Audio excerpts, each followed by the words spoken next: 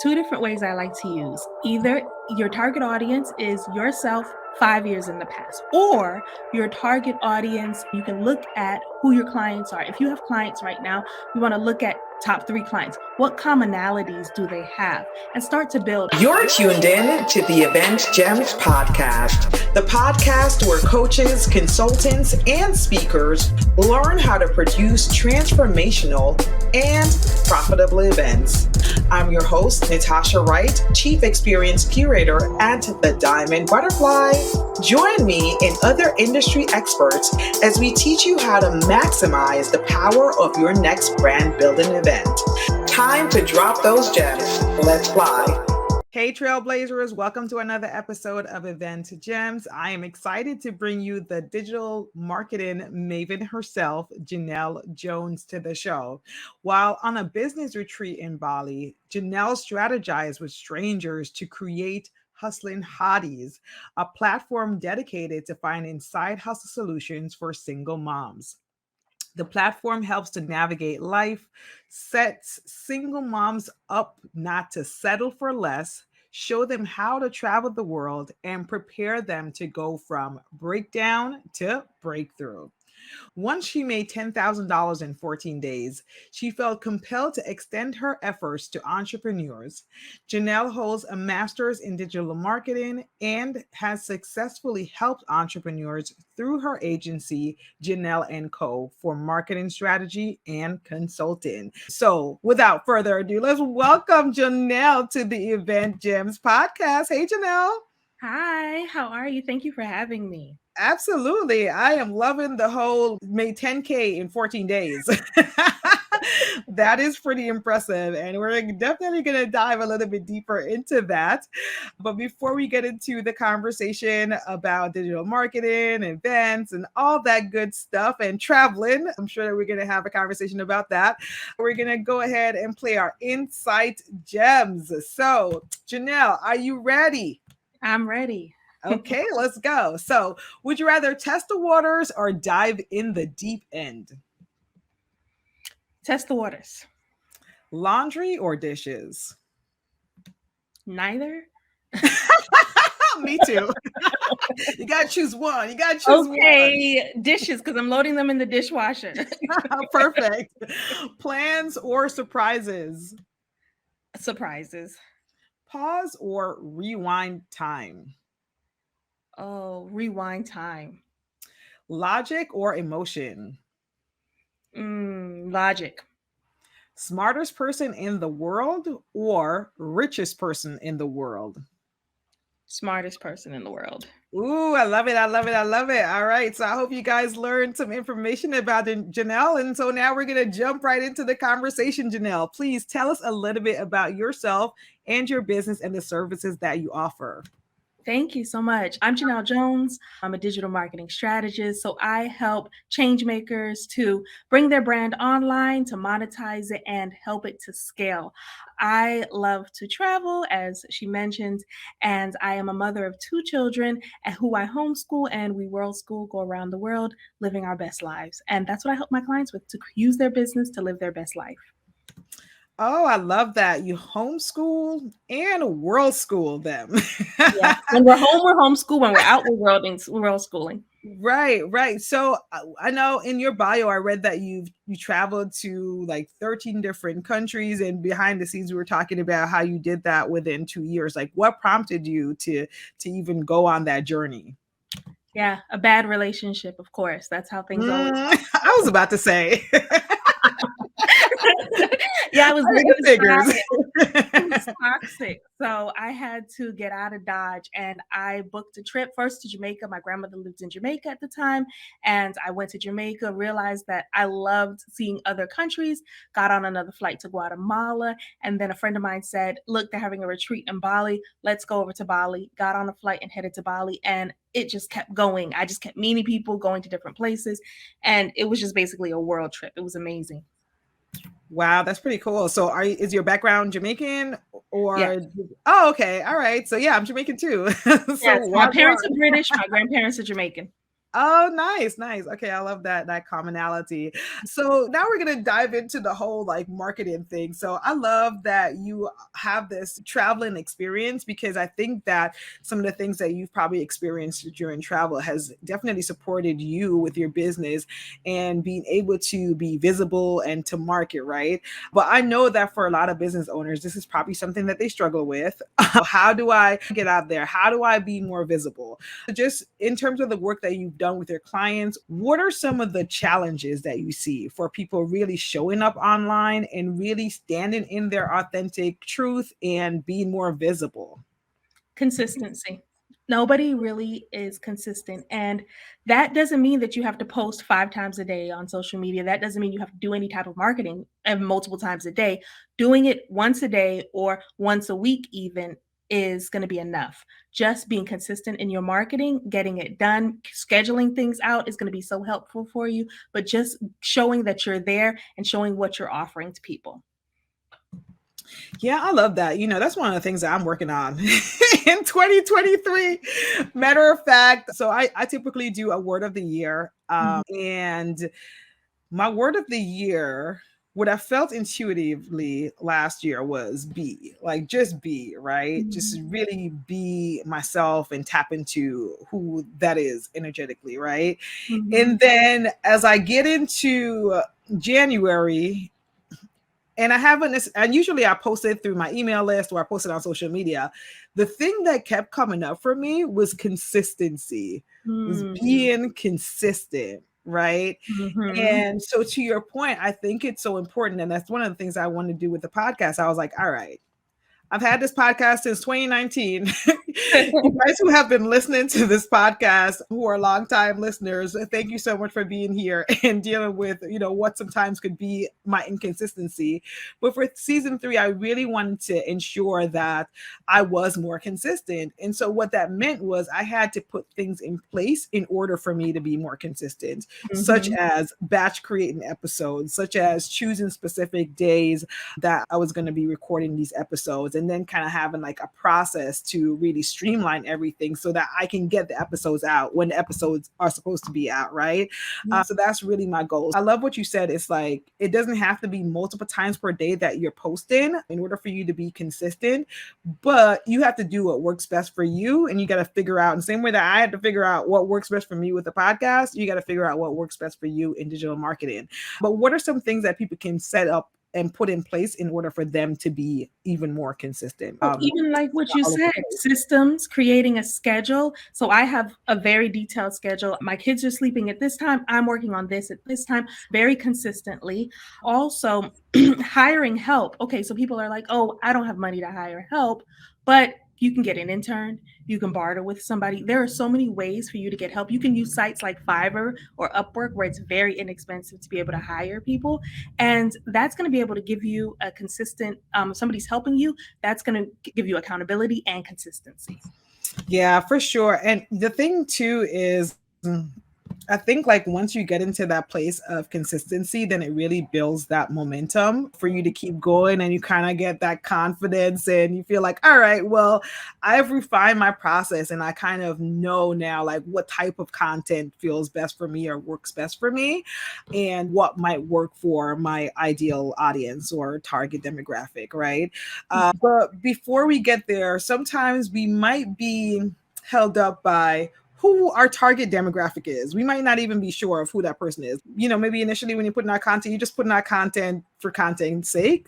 But in order to be more strategic about it, you want to put out content that is going to really connect with your target demographic. So can you talk a little bit more about how we can refine and identify who our target demographic is? Yeah, 2 different ways I like to use. Either your target audience is yourself 5 years in the past. What were you doing 5 years ago? What did you need help with? Where were you trying to go? What were your goals? Those are probably your target audience. Or your target audience, you can look at who your clients are. If you have clients right now, you want to look at top 3 clients. What commonalities do they have? And start to build, okay, are they women? Are they men? How old are they? What are their age range? What do they do for a living? How much money do they make? Do they have kids? You want to look at all these things. What are their pain points? What are their demographics? What are their psychographics? You want to break all of those things down and just create a list, what they call a client avatar, your ideal client avatar, and name that person. This is Anne. She has 2 kids. She lives on the West Coast. She makes 250,000. She is struggling with finding time in her day. She can't handle her marketing. She needs me to come in and take over her marketing for her completely and help her to figure out how to get sales in her business. Yeah, so can you dive a little bit deeper into the psychographics of it all? Because I think, like, from the demographic perspective, I think that could be a bit easier for people to identify. But how can we drill down even more on the psychographics? So looking at their pain points, why do they need your services? Why do you need marketing? You're telling me, okay, I am not consistent. Okay, you can hire me and I will help you create a marketing strategy. I'll help you say, this is what you need to post on Monday. This is what you need to post on Tuesday. I'm going to text you.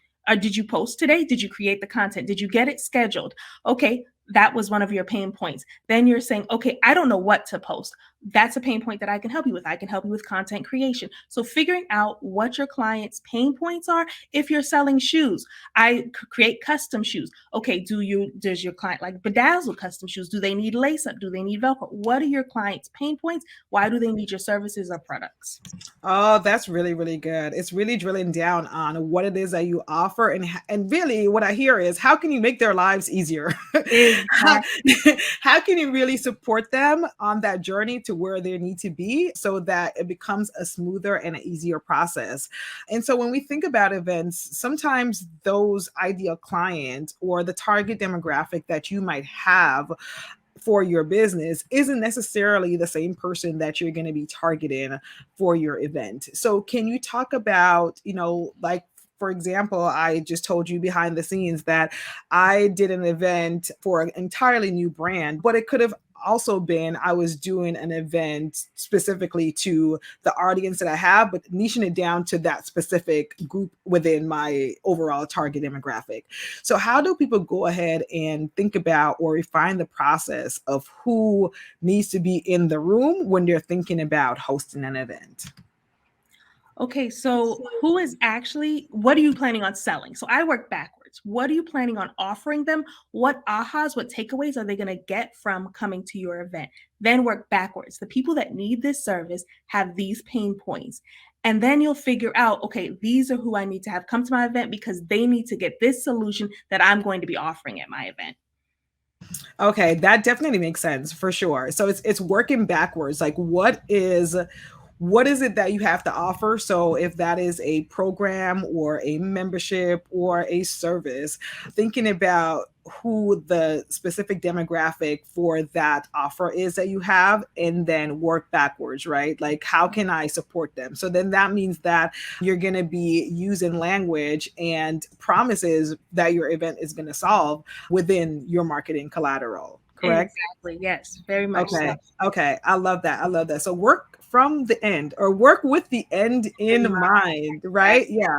So then how do you really measure, like, the success, right? So now we work from the end. We know what we have to offer. Now we're pushing out our marketing collateral. How do one metric, obviously, in terms of, like, success is that we're getting the registrations that we want, right?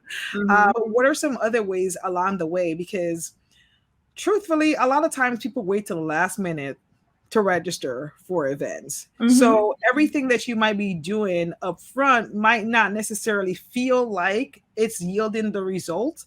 So Mhm. what are some other ways that we can really be measuring, all right, is this working? Are they just waiting on the last minute? Do I need to switch it up? Like, what do I need to do? Yeah, definitely. So it's going to be based off of, for me, I'm a digital marketer. So I'm looking at social media clicks. I'm looking at engagement. Are people sharing what I'm promoting? Are people using the hashtag? So did I create an event hashtag, and are they using the hashtag? You can also use those demographics and those statistics that you pull from your social media analytics and your website. Are they coming to the website? Are you able to pull that, and then you'll be able to get sponsorship dollars for your event that you have coming up as well. So how would you get sponsorship dollars based off of, because what you're talking about is those initial metrics, right? Like Mhm. you are checking to see, like, are people using the hashtags? Are they clicking on the links? Are they going to the website? So then how would you be able to convert that information into getting sponsorships? Yeah, so you can use that information to create projections on attendee numbers. Okay, these are how many people are going to come, and this is the demographic that I'm expecting to come. And then you're going to be able to target a very specific audience of sponsored dollars to be able to come to your event. So say you're having an event for women and they are homeschool moms like myself. Okay, I know I can contact Scholastic and they can be an event sponsor for my event because I have their target demographic coming to the event. These are the potential numbers based on how we're seeing the clicks, the shares, and the signups for our event. Okay, so you're saying that we're going to be looking at the data that we have and kind of use that data to now project what the potential outcome of the event is going to be. But also, when you're thinking about sponsorship, you're thinking about, well, are these sponsors aligned with the particular target demographic, right? So, what are some other ways that you're going to be using data to ensure that your marketing strategy is working? Okay, so while you're on the back end, you're looking at your data. You're supposed to be targeting females, but you're seeing that most of your shares, most of your likes are from men. Something is off with that. Then you want to look at, okay, when I'm in my back end, I'm looking in Google Analytics. People that are coming to my website are in another country, but you're having a live event happening in one city in America. That's not going to work. So you want to make sure that when you're doing your marketing, you're hitting your target audience head on. Yeah, so then that means that you gotta constantly be looking at that data, right? It's like, Yes, all right, well, if they're out of the country, more likely than not, unless it's a virtual event, right. they might not be the particular target demographic that I need to be reaching. So maybe you need to switch it up in terms of the strategy that you have. So then how do we think about putting this content together, right? Because I know that for a lot of people who might think about hosting an event, they're going to come, they have their flyers ready, they might have the speakers' flyers ready, and they're pushing out that information. They're pushing out the flyer, maybe they might do a reel, maybe they might do a story, something like that. But what are some effective ways for us to think about content marketing as in the days, weeks, months leading up to the event? And then what are some things that we need to be adding into that content plan, and how do we put that plan together? I know I threw like 3 questions in there, but essentially it's like, how should you be looking at content outside of the static flyer, right? What are some other things that you could be doing? And then how should you put that content plan together? Okay, so you're going right back to those pain points. They're called pillars. Okay, these are the 3, 4, 5 things that my clients need to learn, they want to learn, they need more information on. That's what you're giving to them in your content strategy. You're writing out about those pillars. You're sharing information. You are pulling stats from those pillars constantly. And you can repurpose that content, creating a reel, creating a post, putting it on TikTok, putting it on Instagram, putting it everywhere as often as you possibly can that you have the bandwidth to be able to handle. So just constantly creating content based on based on their pain points.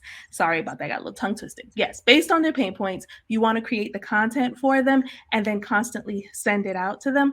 You also want to be able to do giveaways and things like that. So the other day I was looking at an event on Groupon. They offered it discounted because they're trying to get people in the door. So you Oh, can I've never seen that before. Oh, okay. That's a good way to switch it up. yeah. Wow. Okay. So there's so many different ways that you can market. Like I said, giveaways. You can bring a friend, get a friend half off. There's so many different things that you can do to be able to market an event. Yeah, I think that buy one get one off, or bring a friend. Maybe a bring a friend is probably like a better way of putting it than like a buy one get one half off. Like bring a Like, friend along with you, and I think that also like encourages people to want to share the event. mhm. I love that you talked about really mix up your content strategy. Have reels, do your static posts, but also create content based on the the pain points of your target demographic and kind of go within those lines. So then because one of the things that I've noticed from event hosts is that sometimes you think you build it and they will come, right? Mhm. It doesn't necessarily work out like that. And so sometimes, people they post a flyer and they'll post a flyer again or post anything related to the event until like a week later. So when you're in event mode, or I like to really think about it as like be in launch mode, how are you, how often then and then does it go against the grain of kind of like what you said when you're in launch mode, right? So maybe when you're promoting for your business, you do it as much as you can be consistent. But now that you're in this launch mode, you're promoting this event, are you now going harder? Now you're coming out with 2 to 3 pieces of content, or one every day, you know what I mean? You said bandwidth and capacity, but I kind of want to dive a little bit deeper into what has worked for you in the past. Well, what I would suggest is if you're going into launch mode, that means you're pre-scheduling. This thing is already planned out. You've got it detailed. You've got things scheduled on a calendar. They're already pre-scheduled into the social media platforms. So that means you have the bandwidth to have scheduled things so multiple times a day. I would say on each platform, depending on the platform, it's at least 3 times a day. Because of how the algorithms work, people may not necessarily see your posts if you just post them 1 time a day. And then what you want to do is you want to use JV partners, right? So we were talking about a summit in the background. What I would say is use JV partners. Send people that you're friends with the flyers. Can you send this to your email list? Can you post this on social media for me? Can you share this? Can you post it to your stories? Get help. Ask people to help promote this as much as you possibly can. And you'll be shocked what people are willing to do for free for you. Yeah, do for free or do for a fee, right? Because you can Either way. also offer, yeah, offer like affiliate links, So, for example, if it's an event where they're going to be paying a fee, the attendees are paying for the event, like maybe Right. it's 20, the JV, the joint venture partner, right, gets 20% off that ticket sale, or maybe if it's a free event and there is opportunities for some sort of upsell later on, they can get a percentage off of those sales as well. So from that perspective, it becomes mutually beneficial for everyone involved. You help me share this and you can get a cut off of the ticket sales. So another thing that I typically do with events is that we were talking about sponsorship. Okay, let's go ahead and ask somebody, do you want to be a sponsor? A sponsor, you get a sponsor spot for sharing this event for me. I'll name you a sponsor on my event if you will share to your audience, if you promote it, and you could potentially offer them the link as well where they could get a percentage, or you could just say this is a sponsor spot for a low ticket sponsor price. You've shared into your list for you. Yeah, that's a really good point. In a previous episode, I talked about that. Sometimes the event organizer might have a sponsorship deck, but a lot of things are always customizable, right? Mhm. So, if their sponsorship tiers doesn't necessarily meet your budgetary discretion, then you could reach out to the event host and say, hey, like, I'd love to be a sponsor, but here's what I could do for you. So it kind of goes both ways, right? Like if you are someone who that you want to sponsor an event that is aligned with your target demographic, but you might not be able to pay like what the structured sponsorship rates are, like think about how you can leverage your services or leverage sweat equity to be able to participate, or like you just said, to share with your list or your network. That is super valuable because the more eyeballs there are on the event, then the more successful it will be overall. So I think that's a really, really good point. So thanks for bringing that up. So let's talk about social media platforms in general. So I would say, I think I play mostly on Instagram, Okay. but there is just so many places that you could be, right? You can be on Instagram, Facebook, TikTok, LinkedIn, Pinterest. The possibilities are endless, right?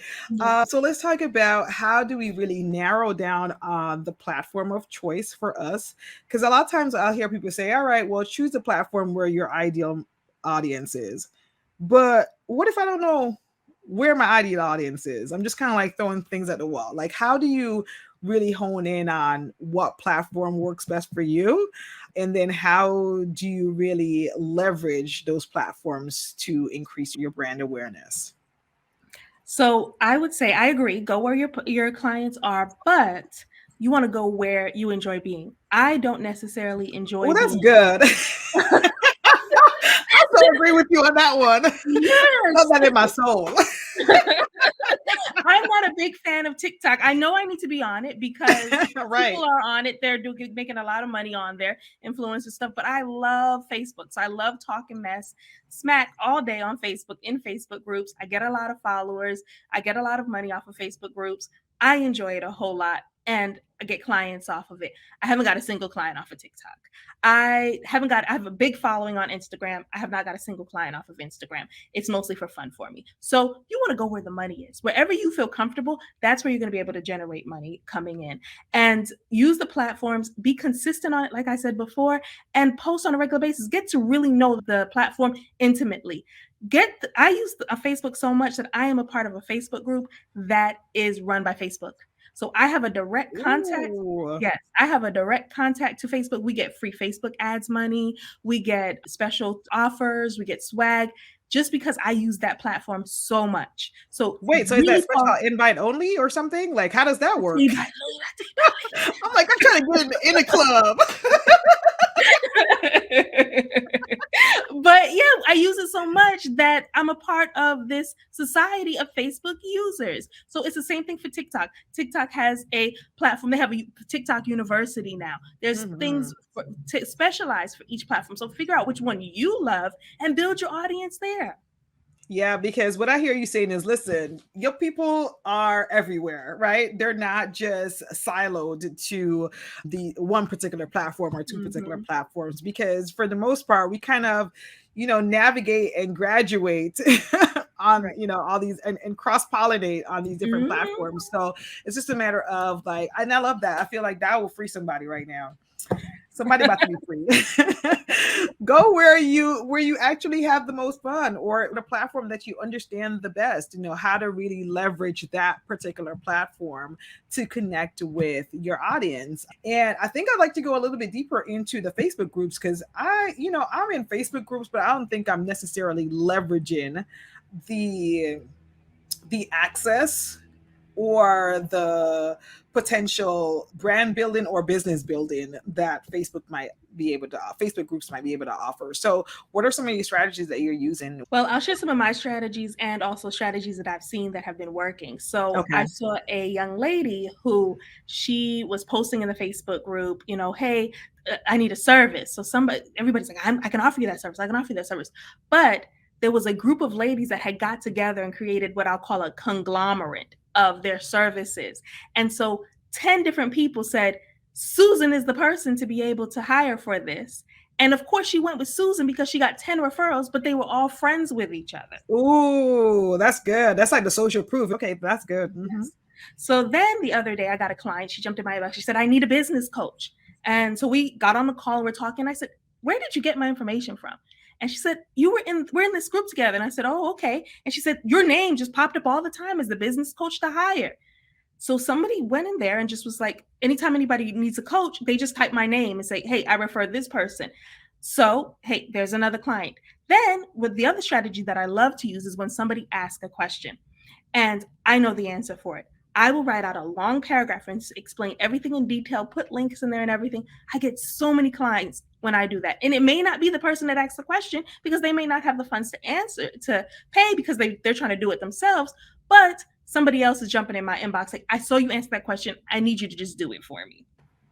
That is a really good point, because I've definitely seen that before, where someone might really spend some time to respond to the person's question. And I'll be reading it like a novel.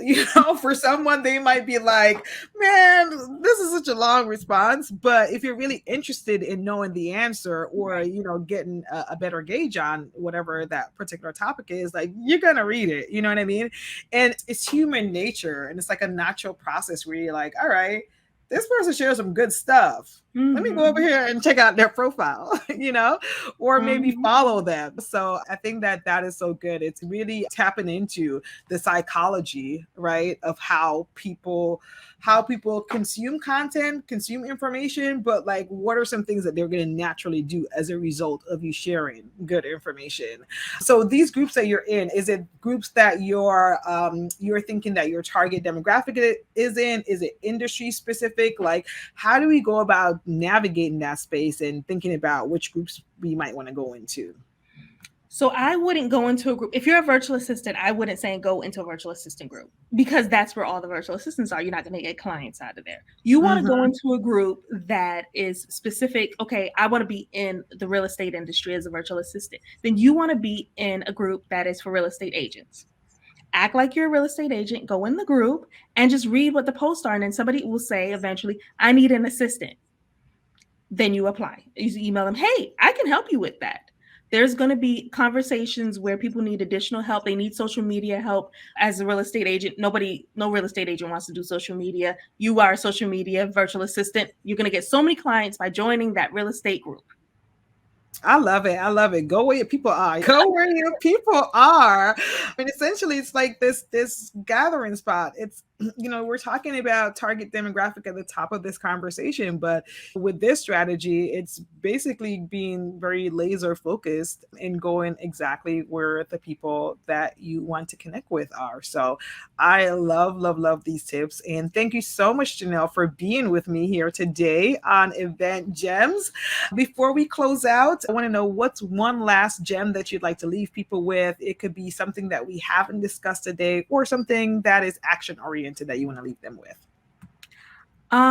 Put your offer out there.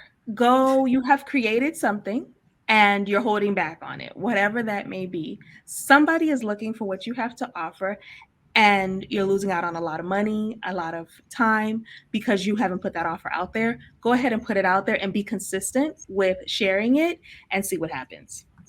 Listen, show up for your business, show up for your business, y'all. Put whatever it is that you have to offer out there, because unless you put it out there, we're not going to know.